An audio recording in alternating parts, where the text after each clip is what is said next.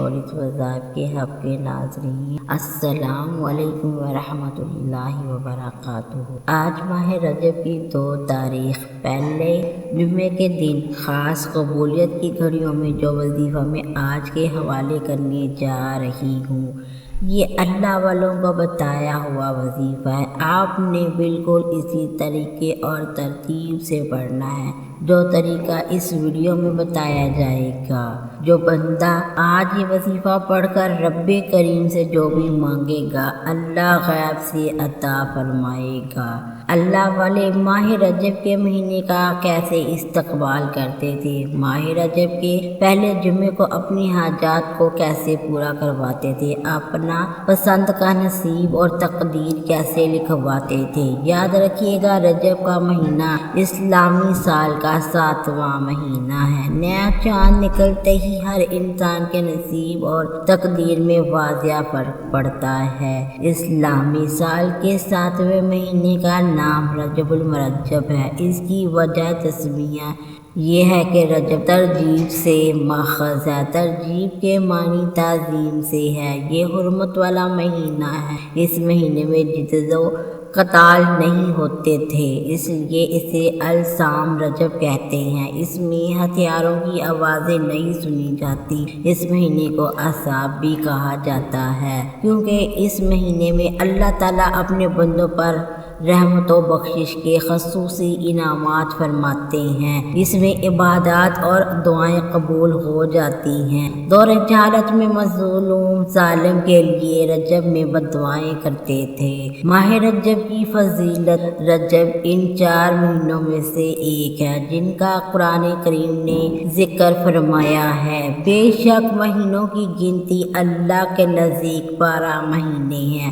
اللہ کی کتاب میں جب سے اس نے آسمان اور زمین بنائے ہیں، ان میں 4 حرمت والے ہیں۔ یہ سیدھا دین ہے، تو اس مہینوں میں اپنی جانوں پر ظلم نہ کرو۔ سرکار غوث ثقلین لکھتے ہیں کہ رجب کا ایک نام مطر ہے۔ نبی کریم صلی اللہ علیہ وآلہ وسلم ارشاد فرمایا، رجب اللہ کا مہینہ ہے، شعبان میرا مہینہ ہے اور رمضان میری امت کا مہینہ ہے۔ ایک اور جگہ نبی کریم صلی اللہ علیہ وآلہ وسلم نے یوں ارشاد فرمایا، رجب کی فضیلت تمام مہینوں پر ایسے ہے جیسے قرآن کی فضیلت تمام ذکروں کتابوں پر ہے، اور تمام مہینوں پر شعبان کی فضیلت ایسے ہے جیسے محمد مصطفیٰ صلی اللہ علیہ وسلم کی فضیلت باقی تمام انبیاء کرام پر ہے، اور تمام مہینوں پر رمضان کی فضیلت ایسے ہے جیسے اللہ کی فضیلت تمام مخلوق بندوں پر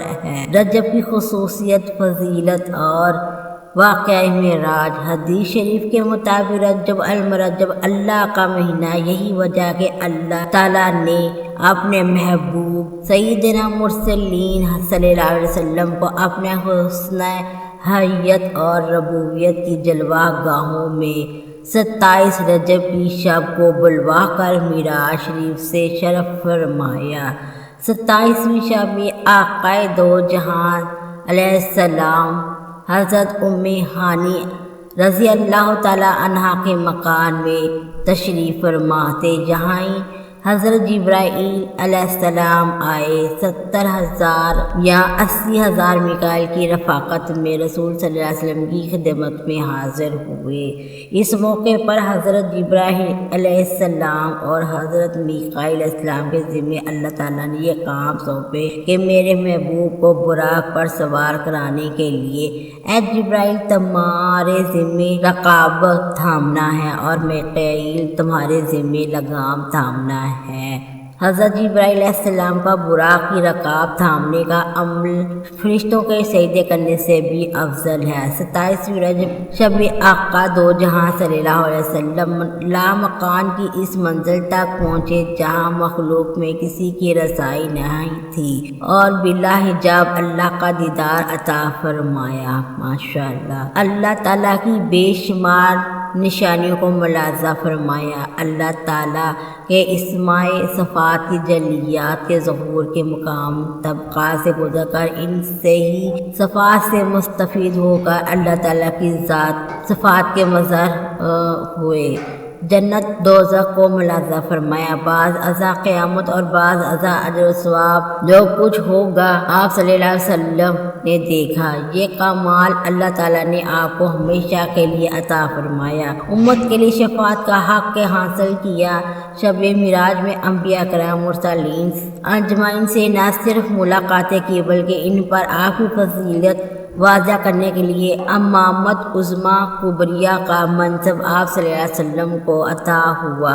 نماز کی فرضیت کا حکم اللہ تعالیٰ نے حسن جلوہ ربوبیت کی جلوہ گاہوں میں عطا کیا۔ 50 نمازیں فرض ہوئیں، بتدریج کم ہوتے ہوئے 5 باقی رہ گئی۔ نماز کی فرضیت اور اہمیت سے بچوں کو آگاہ کریں۔ یہ یاد رکھیں کہ معراج شریف کے سفر مقدس کے 3 مراحل ہیں۔ اول اکثریہ یعنی مسجد اقصیٰ سے مسجد حرام سے مسجد اقصیٰ تک۔ دوم معراج حصہ اول یعنی مسجد اقصیٰ سے کہکشاؤں کا سفر آسمان اول تک۔ حصہ دوم یعنی آسمان اول سے آسمان ہفتم اور سدرہ منتہا تک سوئم۔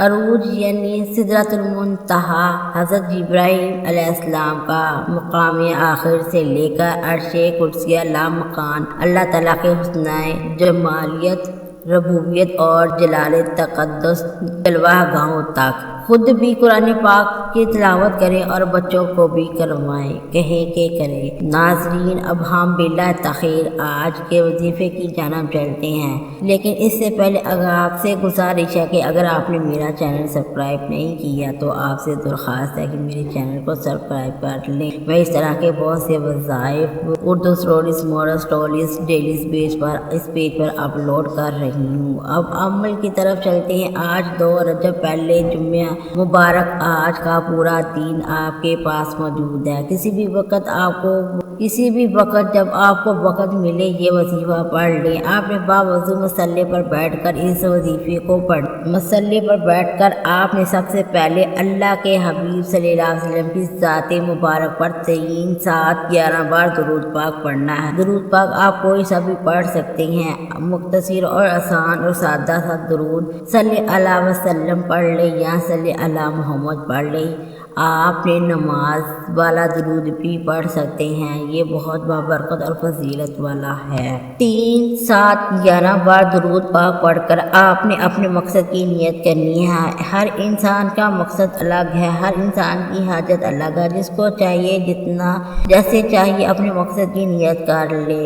نیت کیسے کرنی ہے؟ مثال کے طور پر من پسند کی شادی کرنا چاہتے ہیں، من پسند کی نوکری حاصل کرنا چاہتے ہیں یا نوکری نہیں مل رہی، مارے دھکے کھا رہے ہیں۔ آپ نے نیا گھر خریدنا ہے، اس کی نیت کر لیں۔ اپنے بچوں کے رشتوں کے لیے پڑھ لیں، قرضے سے نجات کے لیے پڑھ لیں، نافرمان اولاد نافرمان شوہر کے لیے پڑھ لیں، میاں بیوی کی محبت کے لیے پڑھ لیں۔ آپ کا کوئی بھی مقصد ہو، کوئی بھی حاجت ہو، اس کی نیت کر لیں۔ اس کے بعد آپ نے اعوذ باللہ من الشیطان الرجیم بسم اللہ الرحمن الرحیم پڑھ کر وظیفے کا آغاز کرنا ہے۔ سب پہلے آپ نے جو وظیفہ پڑھنا ہے وہ اللہ کا ایک صفاتی نام ہے اور ایک ذاتی نام ہے۔ یا کریم یا اللہ کو پڑھنا ہے۔ اگر آپ کوئی پریشان حال ہے، کرم کی نظر چاہتے ہیں، ہم اکثر دعائیں کرتے ہیں کہ یا اللہ کرم کی نگاہ فرما، میری مشکل کو دور فرما۔ آج یا کریم یا اللہ پڑھنے سے اللہ کی خصوصی نظر کرم ہو جائے گی۔ جس پر نظر کرم ہو جاتی ہے اس کی حالات بدل جاتے ہیں، رکاوٹیں ختم ہو جاتی ہیں، دشمن کے منہ پہ تالے لگ جاتے ہیں،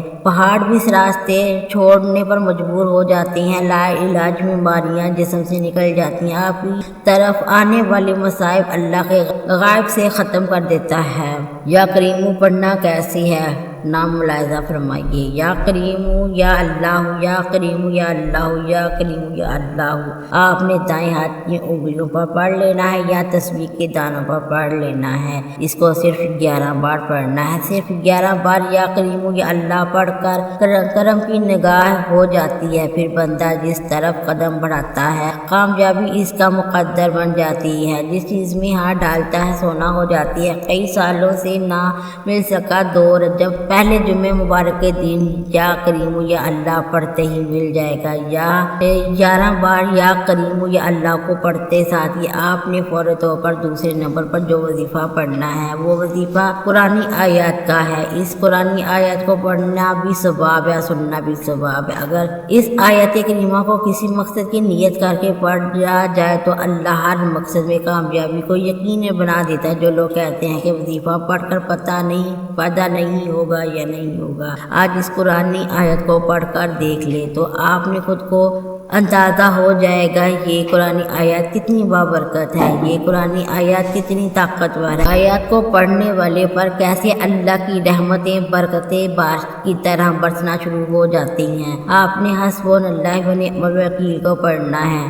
کس طریقے سے پڑھنا ہے یہ سب سے خاص ہے۔ حسبنا اللہ و نعم الوکیل، حسبنا اللہ و نعم الوکیل، حسبنا اللہ و نعم الوکیل۔ اس طرح آپ نے حسبنا اللہ و نعم الوکیل کو دائیں کی انگلیوں پر پڑھ لینا ہے یا تسبیح کے دانوں پر پڑھ لینا ہے۔ آپ نے صرف 33 بار پڑھنا ہے۔ اللہ تعالیٰ نے فرمایا ہے اس قرآنی آیت کو پڑھتے دوران آپ مانگ کر تھک جائیں گے لیکن اللہ کے خزانوں میں کمی نہیں ہوگی۔ اللہ والے بھی اس قرآنی آیت کو اپنے مشکل وقت میں پڑھتے تھے جب آپ کو لگے کہ تمام راستے بند ہو چکے ہیں، رکاوٹیں بندشیں ہیں، ہر کام ہاتھوں سے نکلتے جا رہے ہیں، بے چینی بے سکونی، کام میں دل نہیں لگ رہا، ہر قدم پر کسی نہ کسی مشکل کا سامنا ہے، تو ایسے حالات میں آپ نے حسبنا اللہ و نعم الوکیل کو پڑھ کر دیکھ لیں۔ اب تک آپ نے دونوں وظیفے پڑھ لیے تو آپ نے تیسرے نمبر پر آپ نے کون سا وظیفہ کرنا ہے؟ آپ نے ایک قرآنی سورت کو پڑھنا ہے جسے رزق اور دولت کا خزانہ کہا جاتا ہے، جسے کامیابی کا راز کہا جاتا ہے، جس سے دشمن کی چیخیں نکل جاتی ہیں، جسے رشتوں میں بندشیں اور کاروبار میں بندشیں، گھر کے میں لڑائی جھگڑے،